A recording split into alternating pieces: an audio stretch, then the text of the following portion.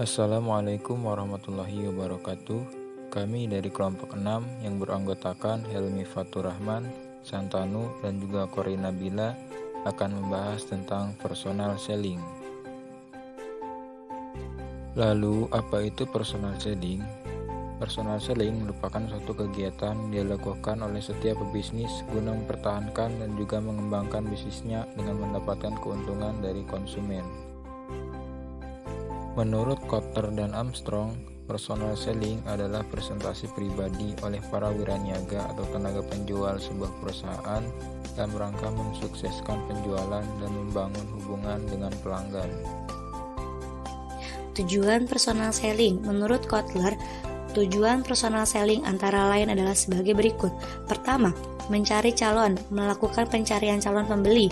Kedua, menetapkan sasaran, memutuskan bagaimana mengalokasikan waktu mereka di antara calon dan pelanggan. Ketiga, berkomunikasi, mengkomunikasikan informasi tentang produk dan jasa perusahaan tersebut. Keempat, menjual, mendekati, melakukan presentasi, menjawab keberatan-keberatan, dan menutup penjualan.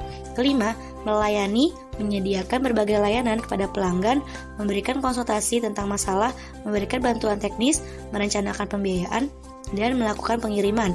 Keenam, mengumpulkan informasi, melakukan riset pasar, dan melaksanakan tugas intelijen. Ketujuh, mengalokasikan, memutuskan pelanggan mana yang akan memperoleh produk tidak mencukupi selama masa-masa kekurangan produk. Ada juga fungsi personal selling. Menurut Ronald B. Marks, fungsi personal selling ada 5, yaitu 1. Memberi pemahaman dan pengetahuan kepada konsumen. Seorang salesman harus mampu memberikan pemahaman dan pengetahuan sehingga dapat membantu konsumen mengambil keputusan pembelian. Kedua, menjadi sumber informasi.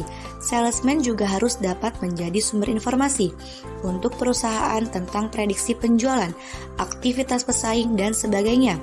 Ketiga, pelayanan. Salesman tidak hanya memastikan bahwa konsumen memperoleh manfaat dari produk yang mereka tawarkan, tapi juga harus memberikan pelayanan dengan baik. Keempat, penjualan.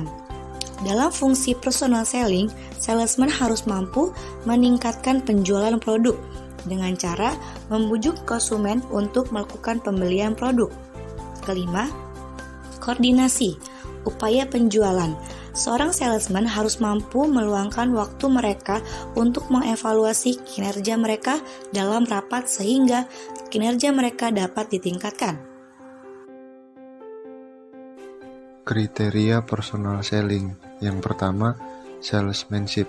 Pelaku personal selling harus mempunyai pengetahuan mengenai produk dan seni menjual, antara lain cara bagaimana mendekati pelanggan, mengatasi klaim pelanggan, melakukan presentasi, maupun cara meningkatkan penjualan.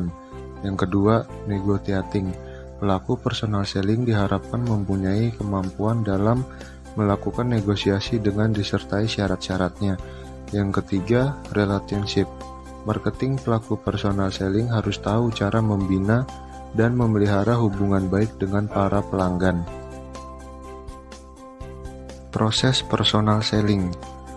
Yang pertama, prospecting dan qualifying atau memilih dan menilai prospek, lalu pre-proc atau pra-pendekatan, lalu approach atau pendekatan, lalu presentation atau presentasi, lalu handing objection atau mengatasi keberatan, lalu closing atau menutup penjualan, lalu follow up atau tidak lanjut.